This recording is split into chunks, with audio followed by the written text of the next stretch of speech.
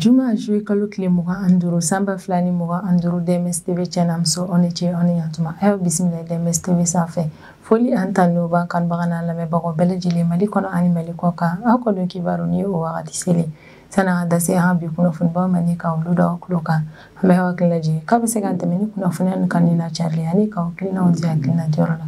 wale kɔfɛ bi kunnafoniba minnu b'an bolo ni ka olu da kulo kan dɔw bɛ tali kɛ Araba tɛmɛnen juillet kalo tile 23 sanba 2025 yan foyila mara kɔnɔna na ko village dɔw bɛ nin yɔrɔ kɔfɔlen na sanba dɔ yɛrɛ kɔnɔna yen nɔ sanba min yɛrɛ kɔni kɛra sababu ni kana ni fiɲɛw yɛrɛ kɔni o sanba min yɛrɛ kɔnɔna na ni yɔrɔ kɔfɔlen na o kɛra sababu ni ka tiɲɛni yɛrɛ kɔni don maa caman ka so yɛrɛ kɔnɔna ko dɔw fɛnɛ joginna ni fiɲɛ in yɛrɛ kɔni senfɛ Araba tɛmɛnen juillet kalo tile 23 sanba 2025 Russie ka délégation ale ni Ukraine ka délégation o maa yɛrɛ kɔni tun bɛ négociation na Turki jamana kɔnɔna na kɛrɛnkɛrɛnnenya la Istanbul ni o ye jamana kofɔlen faaba yɛrɛ kɔni o négociation yɛrɛ de kɔni senfɛ Ukraine ale ka délégation maaw ye proposition yɛrɛ kɔni kɛ Russie ka maaw ye ko Vladimir Poutine n'o Russie jamana ɲɛmaa ale ni Volodymyr Zelensky ko jamana ɲɛmaa fila ni yɛrɛ kɔni ka se ka ɲɔgɔn kɛ walasa ka se ka négociation yɛrɛ kɔni tɛmɛ u ni ɲɔgɔn cɛla la Juma tɛmɛnen juillet kalo tile 18 sanba 2025 République démocratique du Congo olu ka ambassade min yɛrɛ kɔni bɛ Belgique jamana kɔnɔna na o ambassade baarakɛla dɔ yɛrɛ kɔni minɛla Turquie ale ni brigade frontière yɛrɛ kɔnɔna na don kofɔlen na o y'a yira k'a fɔ ko République démocratique du Congo yɛrɛ kɔni ka nin ambassade in ka baarakɛla ko ale bɛ minɛ wagati min o y'a sɔrɔ ko ka ɲi n'o ye ɲɛnaminimafɛn o kilogramme 200 yɛrɛ de kɔni tun b'a bolo mobili kɔnɔna na An ye kunnafoniya sɔrɔ soso dɔw yɛrɛ kɔni yɔrɔ la ko Faransi ale bɛ fɛ ka fɛɛrɛ latigɛ yɛrɛ kɔni ni wagati laban nin yɛrɛ kɔni na ko min ye Algérie ka ambassade min bɛ Faransi jamana kɔnɔna na o ye passeport d'urgence di maa dɔw yɛrɛ kɔni ma Faransi jamana kɔnɔna na o passeport kofɔlen ko Faransi bɛ fɛ k'a lajɛ ni k'i ban ka passeport in yɛrɛ kɔni lakodɔn ka d'a kan ko min yɛrɛ kɔni Algérie ale ye passeport in yɛrɛ kɔni di lahalaya dɔw kɔnɔna na ni kunnafoniba de bɛ an bolo kɔrɔ bi an bɛna minnu walawala aw ye bidon kibaru kɔnɔna na Sanfiyɛnba dɔ yɛrɛ kɔni wulila yan foyila localité la walima yɛrɛ kɔni kɛra sababu ye ni ka so caman tiɲɛ ale ni ka maa caman yɛrɛ kɔni jogin ko araba tɛmɛnen juillet kalo tile 23 sanba 2025 sufɛla yɛrɛ kɔni fɛ ko sanba dɔ ni fiɲɛ yɛrɛ kɔni bɛ san in kɔrɔ kosɛbɛ o kɔni taara kɛ yalankɔrɔ soloba ale ni Seremiza village yɛrɛ kɔni na walima kɛra sababu ye ni ka tiɲɛniba yɛrɛ de kɔni don ni village fila ninnu sigibaa maaw kunna ko ni sanba min nana ni fiɲɛbaw yɛrɛ kɔni kun bɛ a kɔrɔla la a ye tiɲɛni don o du min yɛrɛ kɔni kun ko ka ca ni du 50 ye ko nka alhamdulilayi maa si yɛrɛ kɔni ma bɔnɛ ani na ka o sababu kɛ nin san in ni nin fiɲɛba in ye ko nka cɛ sifinnaka fila olu yɛrɛ kɔni joginna kosɛbɛ ka o sababu yɛrɛ kɔni bɔ fiɲɛ ninnu yɛrɛ kɔni na ko dɔw yɛrɛ kɔni ta nana kɛ senkari ye dɔw yɛrɛ kɔni fɛnɛ nana problème sɔrɔ u senw yɛrɛ de kɔni yɔrɔ la ko kabini wele kan kɛra ne ka ɲɛsin service de secours maaw ma olu teliya joona ne kana dɛmɛ yɛrɛ kɔni don nin denbaya ninnu yɛrɛ kɔni ale ni tiɲɛni min yɛrɛ kɔni donna maa ninnu ko ka fɛɛrɛ latigɛ ni ka dilanni yɛrɛ kɔni don o tiɲɛni dɔw la ko service sociaux maaw fɛnɛ wulila ni ka u senfa joona ka taa se denbayaw ma ni tiɲɛni donna minnu yɛrɛ kɔni kunna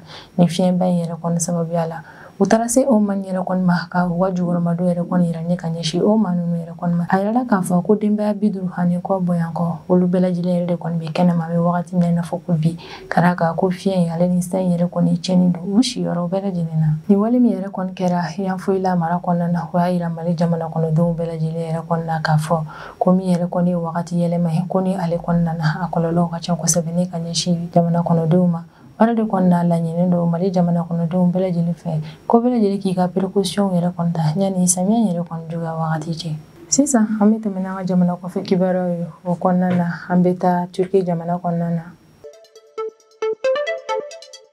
Araba tɛmɛnen juillet kalo tile 23 sanba 2025 Russie ale ni Ukraine ka délégation yɛrɛ kɔni kun bɛ Istanbul mara kɔnɔna na ni yɔrɔ kofɔlen bɛ Turki de jamana kɔnɔna na walasa ka se ka négociation tɛmɛ jamana fila ninnu ka délégation ni ɲɔgɔn cɛ la jamana fila ninnu ka kɛlɛban ko olu kɔni kan na Ukraine ka délégation ɲɛmaa ale yɛrɛ kɔni ye laseli kɛ araba tɛmɛnen juillet kalo tile 23 sanba 2025 k'olu ni Russie ka délégation yɛrɛ kɔni tilalen négociation na Turki jamana kɔnɔna na ko olu kɔni Ukraine ka délégation maaw ye proposition kɛ Russie ka délégation maaw ye o proposition yɛrɛ kɔni ye jumɛn ye ko ɲani août kalo nata in ban wagati yɛrɛ kɔni cɛ ko Vladimir Poutine ni o ye Russie jamana ɲɛmaa ale ni Volodymyr Zelensky n'o ye Ukraine jamana ɲɛmaa ye ko jamana ɲɛmaa fila ni yɛrɛ kɔni ka ɲɔgɔn ye kɛ walasa ka se ka négociation tɛmɛ u ni ɲɔgɔn cɛ la jamana fila ninnu ka kɛlɛban ko olu kɔni kana Rustem Umerov ni ale de ye Ukraine ka délégation yɛrɛ kɔni ɲɛmaa ye ale conférence de presse yɛrɛ kɔni kɛ u ni Russie ka délégation yɛrɛ kɔni tilalen ɲɔgɔn ye la a ka conférence de presse yɛrɛ kɔni senfɛ a y'a yira k'a fɔ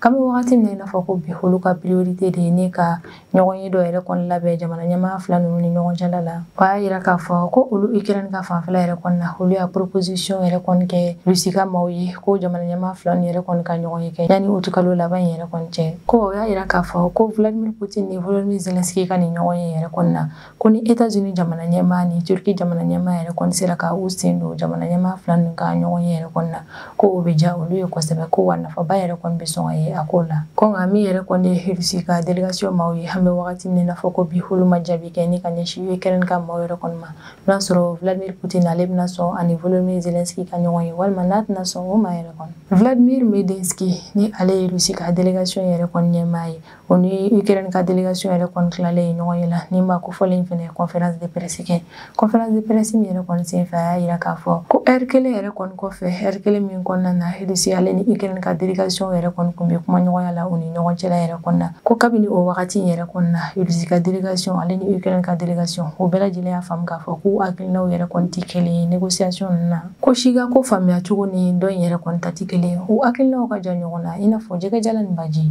wa min ye Dmitry Peskov ye ni ale ye Russie ka présidence yɛrɛ kɔni ka porte-parole ye kabini wagati tɛmɛnenw na ale kɔni y'a yira k'a fɔ ko Russie ni Ukraine ka kɛlɛban ko hukumu yɛrɛ kɔni kɔnɔna na ko maa si sigilen tɛ n'a ye k'a fɔ ko in bɛna na nɔgɔya k'olu b'a dɔn k'a fɔ kɔni ko kuma ɲɔgɔnya nin yɛrɛ kɔni bɛna na gɛlɛya kosɛbɛ ka d'a kan ko proposition bɛ Vladimir Putin bolo ale ni proposition min yɛrɛ kɔni bɛ Volodymyr Zelensky bolo walasa ka se ka dankari jamana fila nin ka kɛlɛ la ko o proposition yɛrɛ kɔni ka jan ɲɔgɔn na kosɛbɛ k'u tɛ ɲɔgɔn sɔrɔ yɔrɔ si la yɛrɛ Russie ka délégation yɛrɛ kɔni ka ɲɛmaa yɛrɛ kɔni ka kɔrɔfɔ la ko olu ni Ukraine ka délégation maaw yɛrɛ kɔni bɛ ka bɛn ko kelen min yɛrɛ kɔni na o ye kasoladen falen dɔrɔn ye ko Russie ni Ukraine yɛrɛ kɔni bɛnna kan k'u bɛɛ lajɛlen ka ɲɔgɔn ka kasoladen 1,200 bɔɲɔgɔnko labila i n'a fɔ wagati tɛmɛnenw na u ye o ɲɔgɔnna camanw yɛrɛ kɔni kɛ cogoya min na de ko Russie fana ye proposition yɛrɛ kɔni kɛ ko Russie ale ni Ukraine o bɛɛ lajɛlen ka ɲɔgɔn ka sɔrɔdasiw 3,000 yɛrɛ kɔni falen ɲɔgɔn na ale ni k'u ka tile kelen walima tile 2 yɛrɛ kɔni bila o tile kelen ni tile 2 ni yɛrɛ kɔni kɔnɔna na si tɛ attaque kɛ ni ka ɲɛsin si yɛrɛ kɔni ma o tile 2 kelen yɛrɛ kɔni kɔnɔna na u bɛ ɲɔgɔn ka kasoladenw ni ɲɔgɔn ka siw yɛrɛ kɔni falen ɲɔgɔn na ko wa o tile 2 in fɛnɛ kɔnɔna na u bɛna kɛlɛ yɛrɛ kɔni dabila u ni ɲɔgɔn cɛ la min ye jamana fila ni o bɛɛ lajɛlen yɛrɛ kɔni bɛ taa ɲɔgɔn ka tenitigi jogini ni yɛrɛ kɔni minɛ ɲɔgɔn na ni kuma ɲɔgɔnya bɛ ka tɛmɛ Russie ale ni Ukraine ka délégation maaw yɛrɛ kɔni ɲɔgɔn cɛ la o bɛ kɛ wagati dɔ la o y'a sɔrɔ juillet kalo camancɛ yɛrɛ kɔni na min ye Donald Trump ye ni o ye États-Unis jamana ɲɛmɛ ale ye menace kɛ ni ka ɲɛsin Russie ni a alliés yɛrɛ kɔni ma k'a bɛ tile 50 yɛrɛ de kɔni di Russie ma o tile 50 kɔnɔna na a k'a lajɛ ani Ukraine ka ɲɛ ko la yɛrɛ kɔni ko ɲɛtɛ n'o yɛrɛ kɔni ma kɛ a bɛ dɔ fara Russie n'a ka alliés yɛrɛ kɔni kan droit de douane kan an kɔni bɛ wagati min na i n'a fɔ ko bi Russie ale ni Ukraine ka délégation yɛrɛ kɔni bɛ kuma ɲɔgɔnya mun na u ni ɲɔgɔn cɛ la a si tɛ ka sebaaya yɛrɛ kɔni sɔrɔ kuma ɲɔgɔnya ninnu na u bɛ ka bɛn ko kelen min yɛrɛ kɔni kan o ye kasoladen falenw yɛrɛ de kɔni dɔrɔn ye n'a bɔra o yɛrɛ kɔni na u tɛ ka bɛn hali cessez-le-feu yɛrɛ kɔni kan nka a bɛ se ka kɛ don n'a nataw yɛrɛ kɔni na falenni bɛna don ni ko ninnu yɛrɛ kɔni na ko juma tɛmɛnen juillet kalo tile 18 san 2025 Congo ka ambassade bɛ Belgique jamana kɔnɔna na o baarakɛla dɔ yɛrɛ kɔni minɛ la Turquie ale ni Bulgarie frontière yɛrɛ kɔni na ni ambassadeur yɛrɛ kɔni ka baarakɛla bɛ minɛ wagati min o y'a sɔrɔ valise b'a bolo min kɔnɔna na ko ka ɲi n'o ye ɲɛnaminimafɛn o kilogramme 100 bɔɲɔgɔnko de tun bɛ valise ninnu kɔnɔna na ko République démocratique du Congo yɛrɛ kɔni ka ni ambassadeur min ka baarakɛla yɛrɛ kɔni minɛ na Turquie ale ni Bulgarie frontière yɛrɛ kɔni na o ye Turquie ka ambassade min yɛrɛ kɔni bɛ Belgique jamana kɔnɔna na o ye o secrétaire ka dankan filanan yɛrɛ de kɔni ye ni ma ko fɔlen yɛrɛ kɔni minɛlen sɛgɛsɛgɛli baara fɔlɔ minnu yɛrɛ kɔni kɛra olu y'a yira k'a fɔ k'a bɛ san 1 bɔɲɔgɔnko yɛrɛ kɔni bɔ min ye RDC ale ka ni diplomate a tun bɛ ni voyage sugu ni yɛrɛ kɔni kɛ wa tile kelen da kelen maa ma deli k'a lajɔ yɛrɛ kɔni walasa ka se ka contrôle kɛ a ka bolimafɛn kɔnɔna na ko nka ni juillet kalo tile 18 tɛmɛnen san 2025 Bulgarie douane maaw yɛrɛ kɔni olu ye a ka bolimafɛn lajɔ bolimafɛn min yɛrɛ kɔni kɔnɔna na u ye valise 5 ye ni u tun bɛ ka bisigiya valise minnu na kosɛbɛ o yɛrɛ de kɔni kelen Bulgarie ka douane maa ninnu yɛrɛ kɔni u ye wolomali da ni valise ninnu kan min kɔnɔna na u taara bɔ cocaïne kan ni o cocaïne yɛrɛ kɔni giriya ka ca ni kilogramme 200 ye Bulgarie ka douane maa ninnu yɛrɛ kɔni ka kɔrɔfɔ la ko diplomate kun kun kɛnbɛn ni ka cocaïne yɛrɛ kɔni dogo ko ɲuman na a ka valise kɔnɔna na cogo min n'i m'a woloma yɛrɛ kɔni i tɛ se k'a ye. RDC kan diplomate ko ale si bɛ san 40 bɔɲa ko yɛrɛ de kɔnɔna na ko Bulgarie ka douane mɔgɔ yɛrɛ kɔni kelen k'a ɲininka a y'a yira k'a fɔ k'ale bɛ ka taa Sofia yɛrɛ de kɔni walasa ka se ka taa fini yɛrɛ kɔni san a muso ye. A ka kɔrɔfɔ la ko fɛn minnu yɛrɛ kɔni bɛ ale ka mobili kɔnɔ valise ninnu kɔnɔna na ko ale tɛ olu dɔn. Bulgarie douane mɔgɔ yɛrɛ kɔni ka kɔrɔfɔ la ko RDC kan diplomate a kelen tun tɛ bolimafɛn in kɔnɔna na u mɔgɔ 3 yɛrɛ de kɔni kun don. Kelen o ye Belgique jamana kɔnɔden dɔ ye ni ale ye muso ye a si bɛ san 54 yɛrɛ de kɔnɔna na. A yɛrɛ k'a fɔ ko diplomate kɔrɔ dɔ ni min yɛrɛ kɔni fatura o de kun muso ye nin Belgique muso in ye ko u yɛrɛ kɔni lajɔlen Bulgarie douane mɔgɔ fɛ o muso in yɛrɛ kɔni kun ka kɔrɔfɔ la ko sanu de kun bɛ olu bolo valise ninnu kɔnɔna na ko nka douane mɔgɔ yɛrɛ kɔni kelen ni ka wolomali kɛ k'a sɔrɔ sanu tɛ a kɔnɔna na yɛrɛ kɔni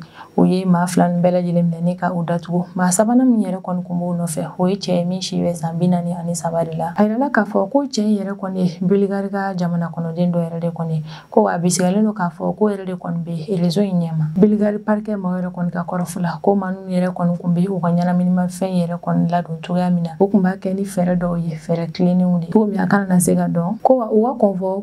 u bɛ ɲɛnaminimafɛn min bila a kɔnɔna na i bɛ taa sɔrɔ u ka ca ni kɔrɔlen yɛrɛ kɔni ka d'a kan u dalen don a la kosɛbɛ k'a fɔ ko u tɛna na lajɔ sabula bolimafɛn min yɛrɛ kɔni bɛ u bolo o ye bolimafɛn ye min plate d'immatriculation yɛrɛ kɔni plate d'immatriculation diplomatique ye ni dun y'a ta k'a lajɛ véhicule diplomatique min yɛrɛ kɔni filɛ nin ye sɛgɛsɛgɛli baara yɛrɛ kɔni man ca olu la a ka suma kosɛbɛ yɛrɛ kɔni douane ma walima tenitigiw u ka olu yɛrɛ kɔni lajɔ k'a fɔ u bɛna sɛgɛsɛgɛli baara kɛ bolimafɛn ninnu kɔnɔna na o yɛrɛ de kɔnɔna na maa ninnu kun dalen don u yɛrɛ la kosɛbɛ o de la kuma bɛɛ u ka convoi i bɛ taa sɔrɔ ɲɛnaminimafɛn bɛ convoi kɔnɔna na o kun ka ca ni kɔrɔlen ta ye a kɔni yirala k'a fɔ ko ni maa 3 minnu yɛrɛ kɔni nana Bulgarie ka autorité maaw yɛrɛ kɔni fɛ k'a bɛ se ka kɛ olu yɛrɛ kɔni bɛ condamné fo ka taa se san 20 kaso kɛli yɛrɛ de kɔni ma an bɛ wagati min na i n'a fɔ ko bi sɛgɛsɛgɛli baaraw bɛ sen na Bulgarie jamana kɔnɔna na ni don n'a nataw yɛrɛ kɔni an ye kunnafoniya sɔrɔ maa 3 ninnu ka lahalayaw yɛrɛ kɔni kan an bɛ segin ko kura ye ne ka na olu da o kulo kan.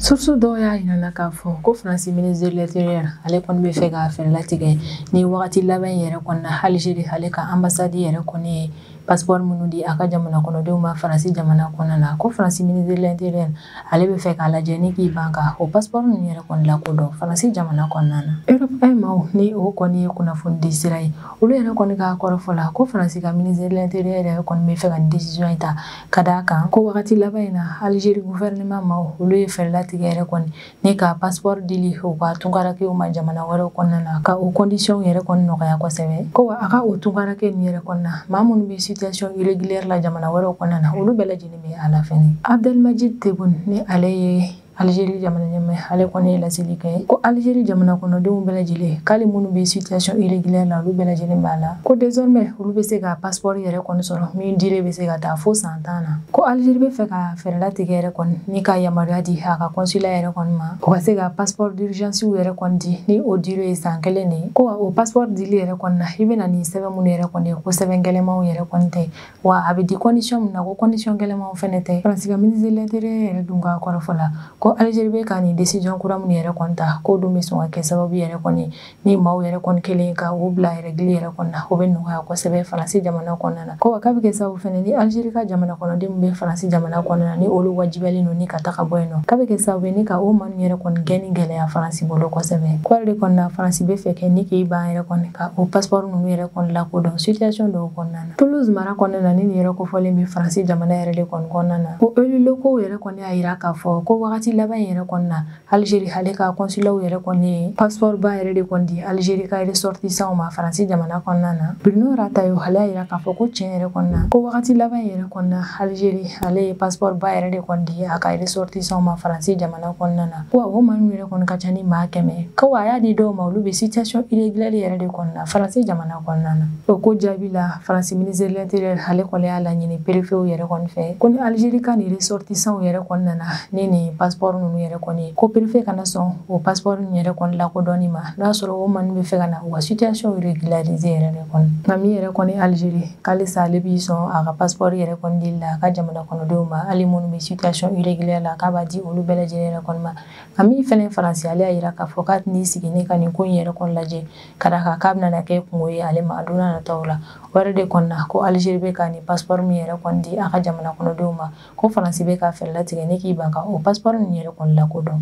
Ni be dansigi an bidon kibaru la aman kan bagana la mebago bela jilin fo mali kono ani mali ko kan ambe wakilna jigi ka be se kan tame ni kunnafoniya nunu kan ni na charlie ani ka wakilna uji akilna joro la wale ko fe amba fo ena ko o kan be anyona wele ma